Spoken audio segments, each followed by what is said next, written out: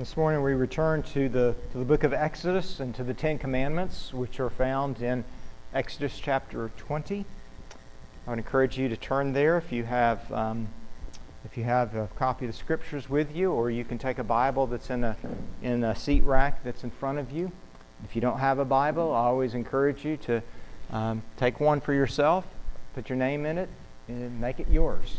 And encourage you to bring your Bible to church so that you can know the Word within your own copy. Underline, take notes, however the Lord would lead.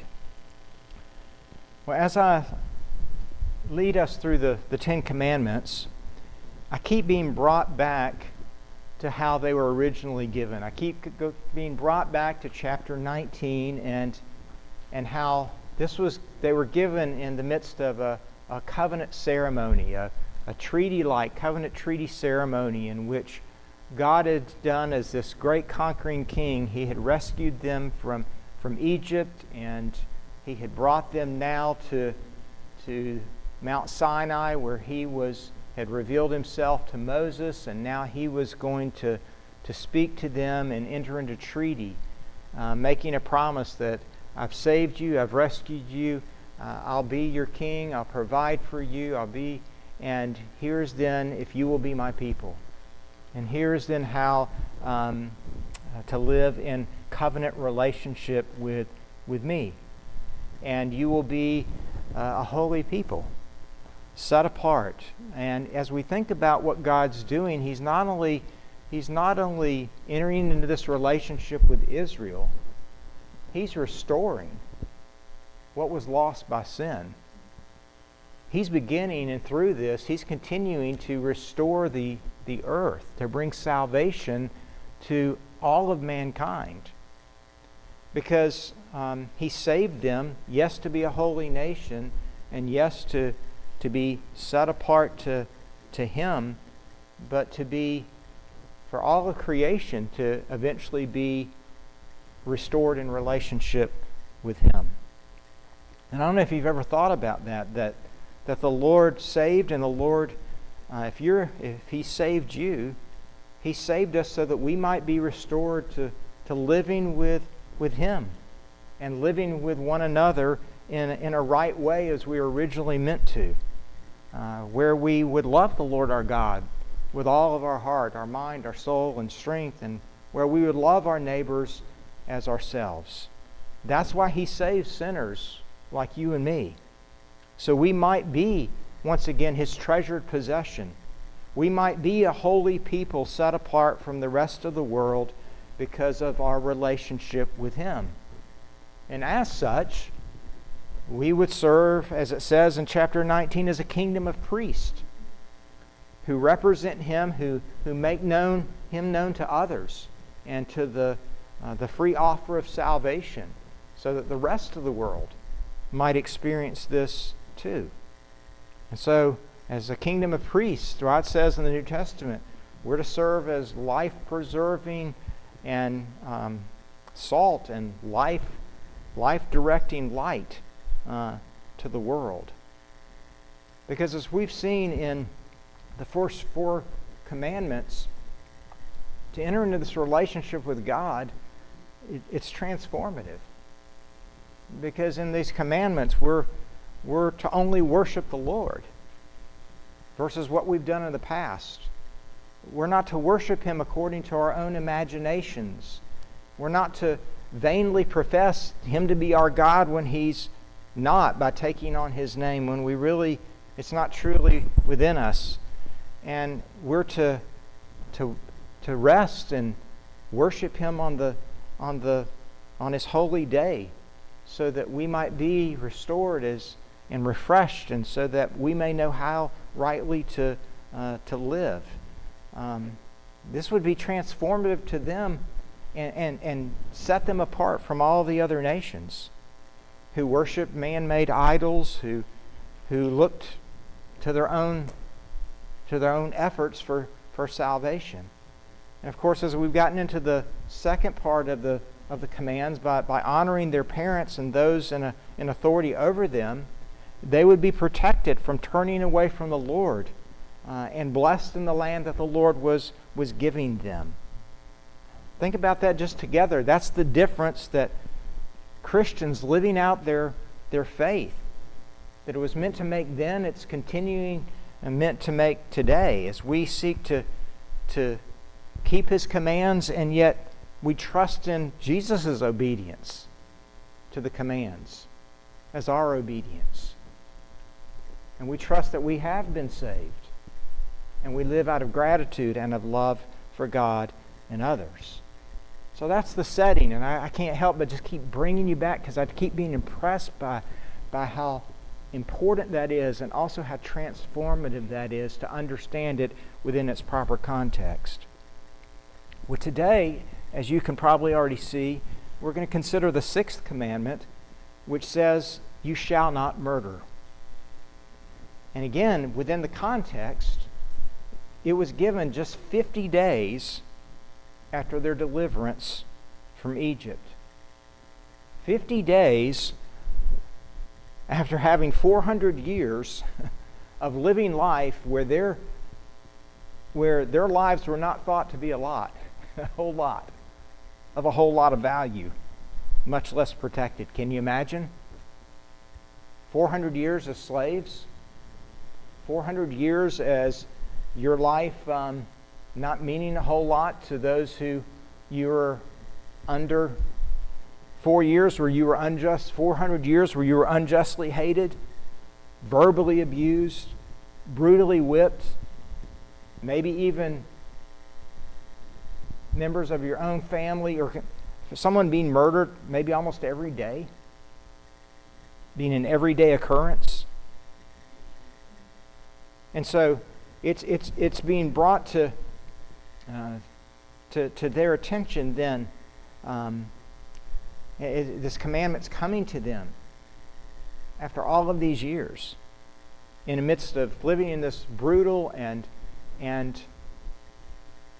life where their lives didn't mean a lot, and life was being taken all the time.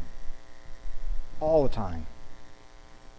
And interestingly, as we come to it today, or sadly, I should say, it's being brought to our attention when the lives of many in our culture are not thought to be worth a whole lot either, much less given much energy to protect. It's being brought to our attention today where there's unjust anger and rage and verbal abuse towards people who aren't like us or who disagree with us on other issues. That kind of thing fills the air.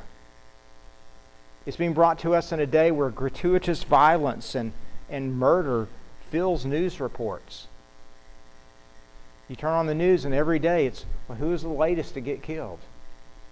Who is the latest to be unjustly attacked? And then of course we can open our devices and many times be entertained by gratuitous violence and murders and what we choose to watch. To the point that many times we're just not surprised anymore. We don't even give it much attention unless it comes close to us. And so when we come to this sixth commandment and we hear the words, "You shall not murder," what's a lot of times our response? Well, we hear response of murder and our response many times is like, what's wrong with those people? I would never act. Why do they act? I would never like that. I would never take someone else's life. And yet, as we come to this commandment, as with the other commandments, we need to see that we need this commandment also. We need this commandment as much as anyone else to help us see that there are ways that we violate this commandment that we may not even be aware of. And so as we come to this sixth commandment, there's going to be just two major points we're going to seek to cover. First, why are we not to murder? And second, how can we be guilty of breaking this commandment? So let's start with the first one. Why are we not to murder someone? You probably are thinking, because it's wrong. Obviously. But here's my question to you this morning. Why is it wrong? You ever think it through? Why is it wrong? Well, because it's unjustly taking another person's life into your own hands and ending it. And it's not only taking someone else's life and taking it into your own hands and ending it, it is a life that not only belongs to that person, but a life that's been given to them by God, making them one of God's creations, which ultimately belongs to Him, the Lord and giver of life. And it's a life that is above the lives of every other kind of creature. Because human beings are uniquely made in God's likeness. They're uniquely made to represent Him in the world and to fulfill His purposes. In the old Geneva Study Bible that I had and used many years ago, it said this. It said, the special dignity of being human is that as men and women we may reflect and reproduce at our own creaturely level the holy ways of God. Isn't that beautiful? The special dignity of being human. So who does that touch? Everybody.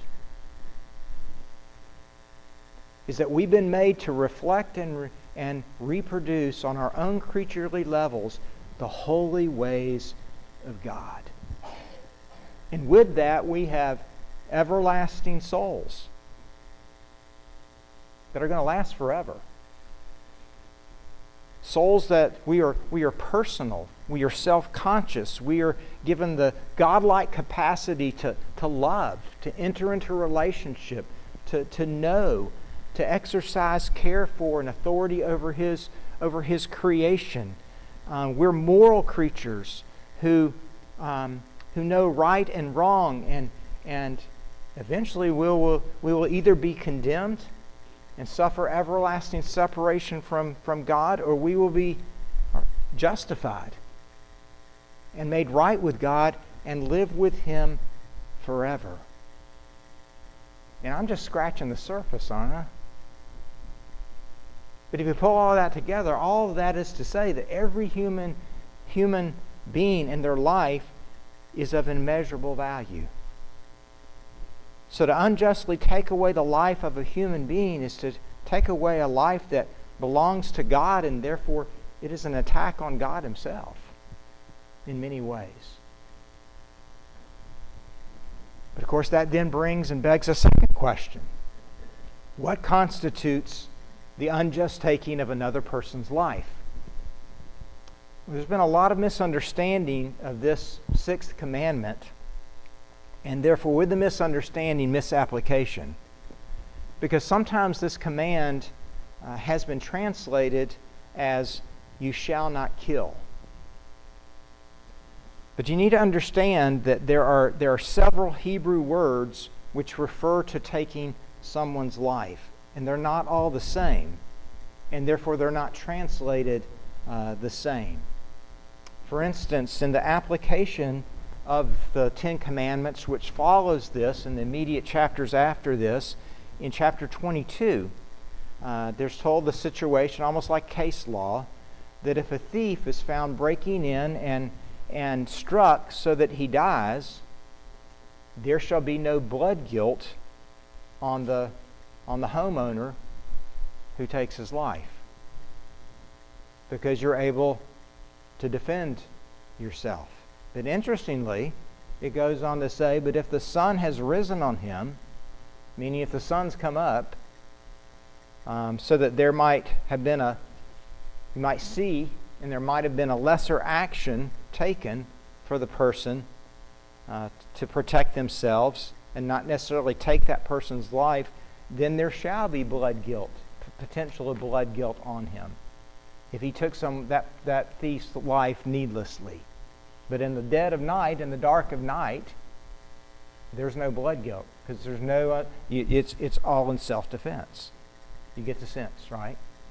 We find also the use of a different word for taking someone's life when a soldier is out and goes out to fight and fights in a just war to protect their country from attack or in an offensive against those who are wrongly taking life and are threatening others.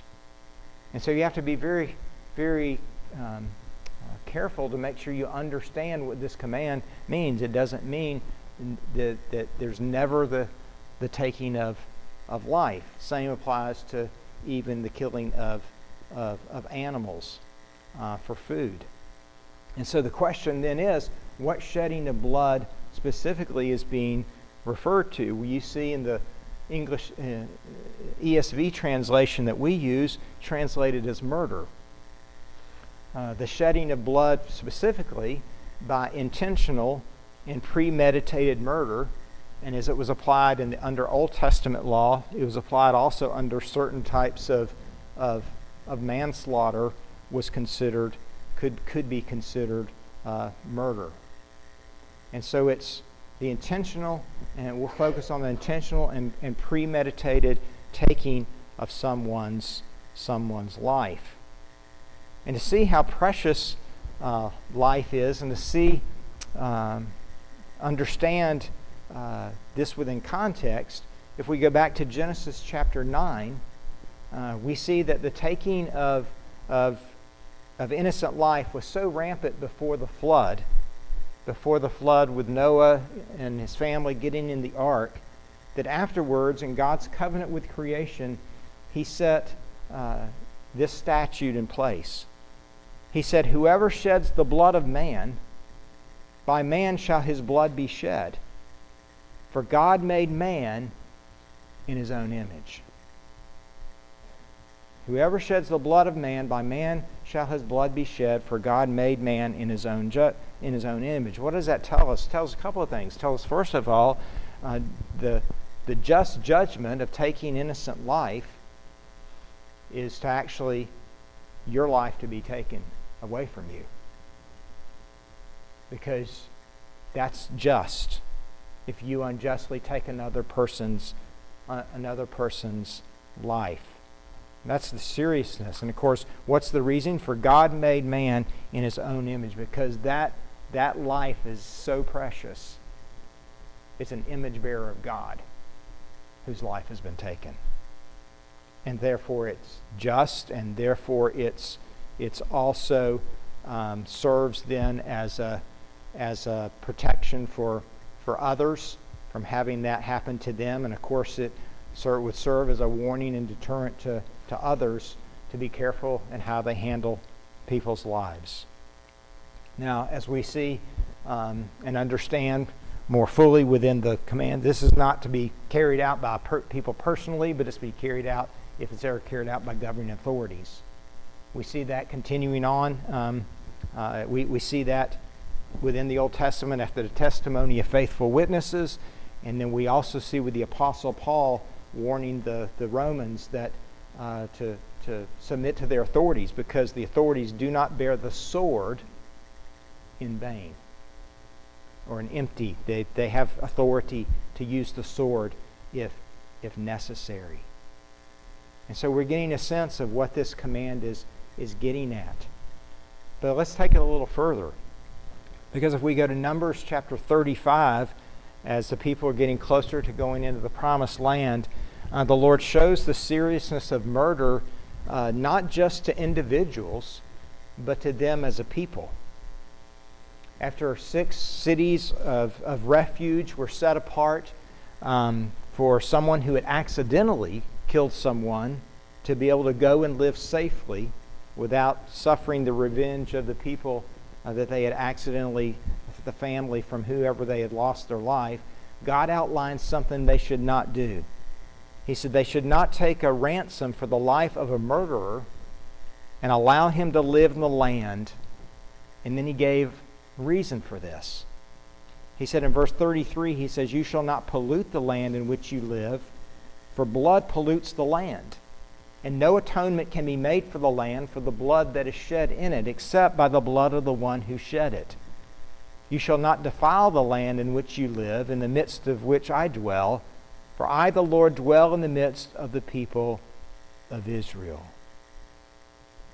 It's powerful, isn't it?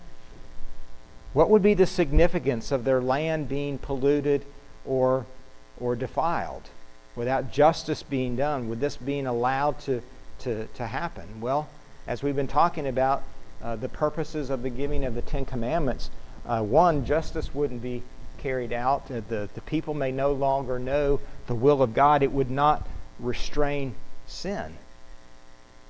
And it would have long-term consequences, like not disciplining children has long-term consequences, not only upon them but upon the land. It would be the opposite of being a holy nation, set apart like God, doing His will, and instead would serve the evil one, who is the murderer from the beginning. And then the threat of God pulling back His blessing and His dwelling among them. And so think about then, this affects the warning then beyond this as a people.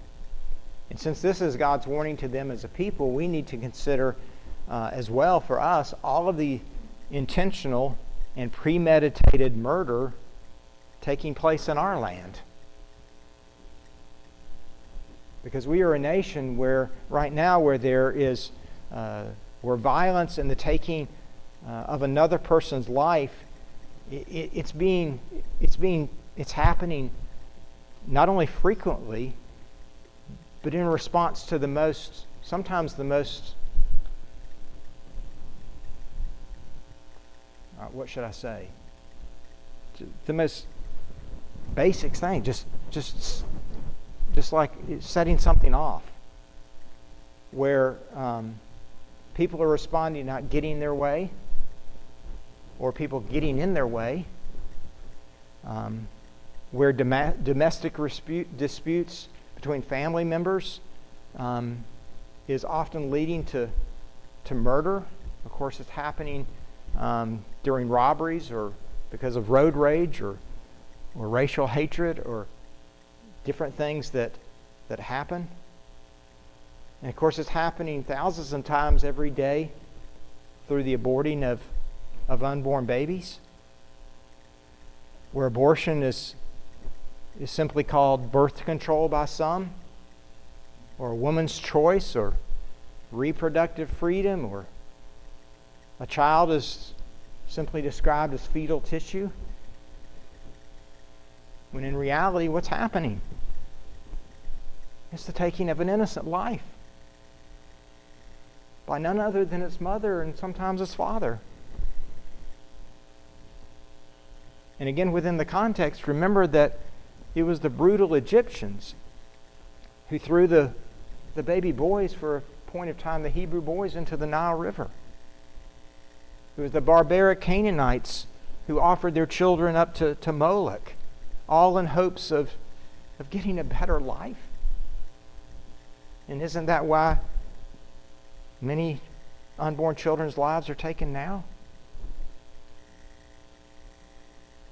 And lastly, we see it through the growing acceptance and practice of euthanizing the elderly, or those with terminal illnesses, where more states are beginning to legalize this. People with terminal illnesses are who no longer want to live. And of course, we have a terrible increase of suicide, where euthanasia is described as the right to die. It's commended at times as being merciful or not being a burden to others. What?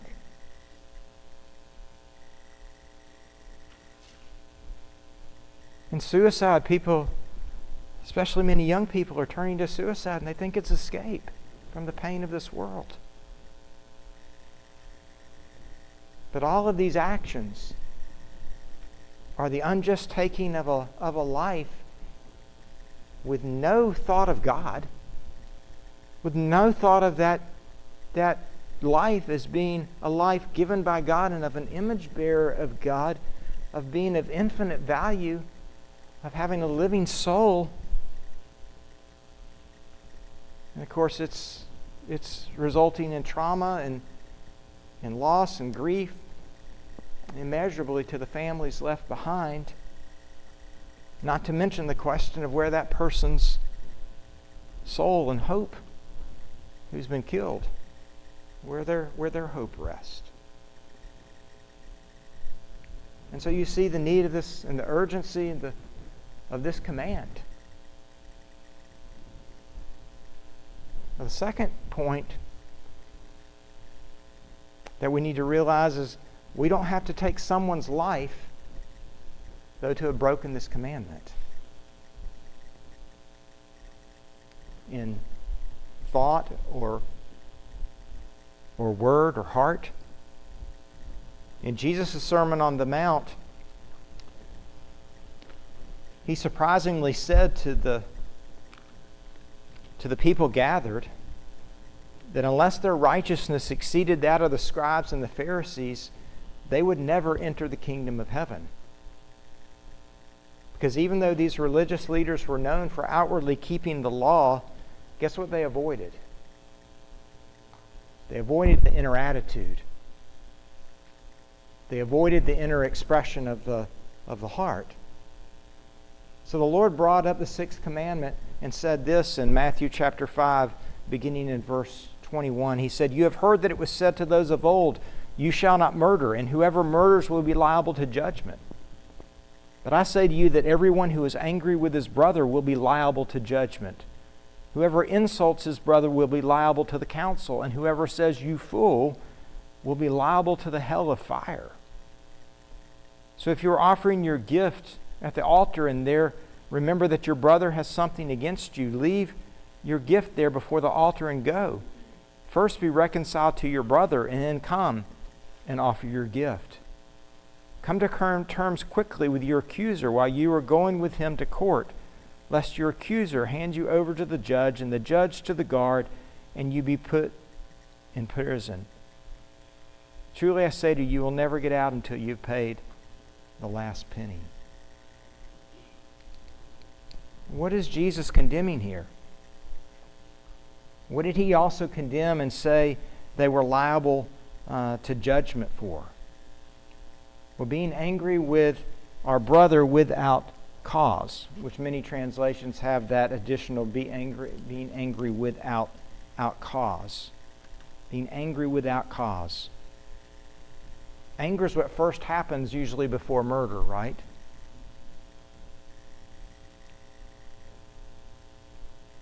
And even as maybe upstanding citizens and committed believers, we get angry for illegitimate reasons, don't we? We get angry for illegitimate reasons, unjustly or to unjust degrees, and we say things we shouldn't say. And we do things that we shouldn't do. Or how does that happen? It happens real quickly. We go on the attack. We're attackers. That's our immediate response. And we attack many times by belittling someone. We tear them down. We ultimately dismiss them as being worthless. In many times, we wish that they would die. We wish they didn't exist. And we may even think they deserve to die. Do you see the escalation that can happen? That's what he's showing here, Jesus is showing here, where anger leads to insulting them by calling them dumb or stupid or something like that, and then can escalate to the point of saying, "You fool." Now that sounds like just the same thing to us, but it's actually not the same thing. It's an escalation here within the context, because fool here doesn't just mean someone who's foolish. and not wise or not very smart, as we're used to using that expression. But it actually is an expression of utter contempt for a person's heart and character. For the Jews, it would have been a term that they would use, that was someone who was guilty of rebelling against God and deserving of death. You get the idea? Of turning against God and deserving of death and of hell itself. Of wishing they would be damned. You ever gotten that mad? Now, think about then how often we unjustly attack another person in our anger. How quickly we can judge another person's intentions, their motives, their heart. And we condemn them. We speak of them as if they're evil, they're guilty of the most heinous of crimes, and then we express the judgment that we believe they deserve. You know, I go around sometimes and I joke about being judge, jury, and executioner all at the same time. And we're quick to do that, aren't we? And in reality, we just want people to go away and wish they would just die. Or we just wish they didn't exist. All because of what they've done to, maybe what they've done to us. But does it really, so often, does it ever come up to the standard of being a capital crime? Of deserving that kind of judgment? And so do you see how we can easily commit murder in our heart? And this even with brothers and sisters in the faith? And so through two illustrations, you see within Jesus' words that he calls us to act in a very different way. He calls us instead to be reconciled to one another. Did you notice the words? He says, we come to worship and remember that our brother has something against us. And we also could include we have against them.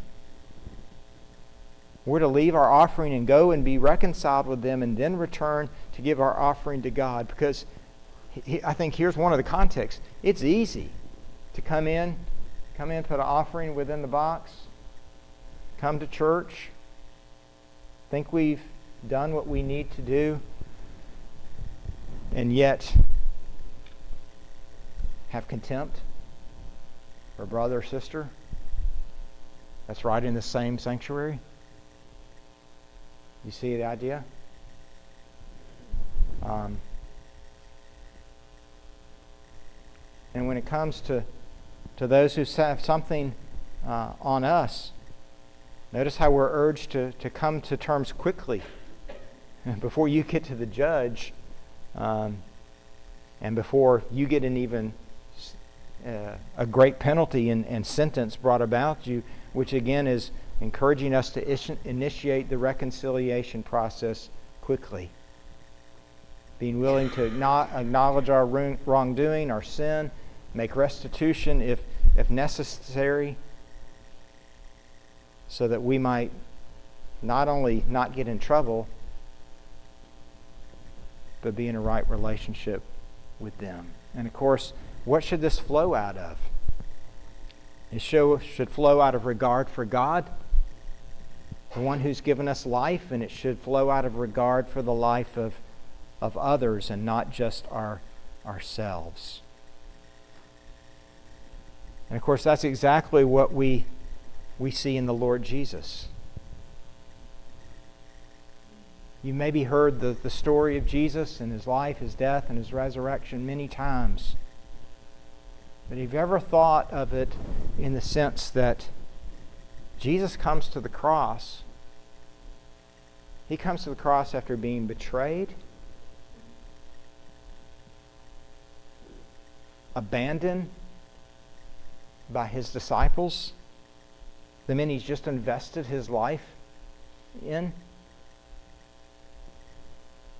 He's unjustly accused and tried for the most terrible crimes, and none of which he ever committed, to the point that he's then sentenced to arguably the most horrendous form of execution man has ever devised. And then he's beaten within an inch of his life, and he's taken out, and he's stripped of his clothes, and naked he hangs on a cross and is mocked and ridiculed and spit upon and derided by the very people he came to save. And after hanging on the cross all those hours, what does he do right before he dies? Yeah. Father, forgive them, for they know not what they do. They don't know what they're doing.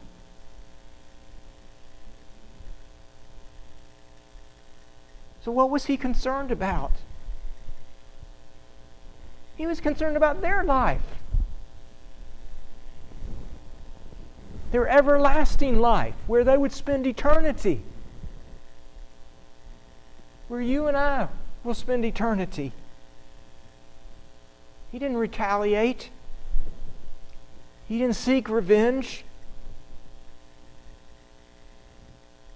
But he wanted them to not only have life, but be reconciled with the Father and restored to the relationship where they would live with God forever and with Him. You can't get to the end of it, can you? You think you understand the gospel, you think the depths of what Jesus has done for us, and we just skim the surface. I can't even get there, can I? It's just so incredibly deep and unfathomable. I can't get whatever that's supposed to say.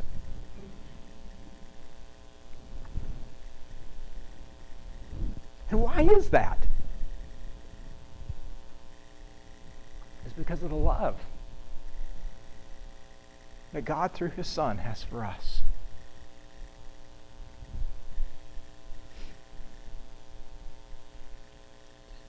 So when you and I, when we look at each other, as we look at other people, as we interact, as we have conflict with other people, we disagree with other people, may we look at them in a whole new way. And we value their life. And we value their soul. May we value how God has made them.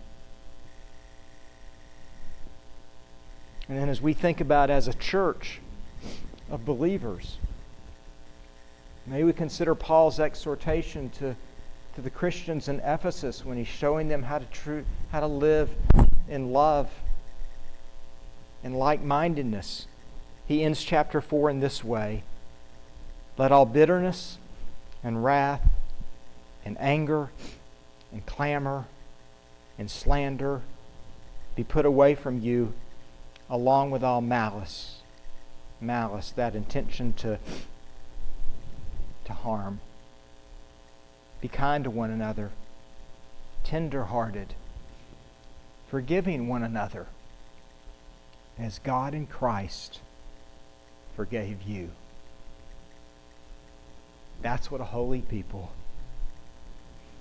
a kingdom of priests to the nations, looks like, does it not? Let me ask the officers to come forward as we transition to the Lord's Supper.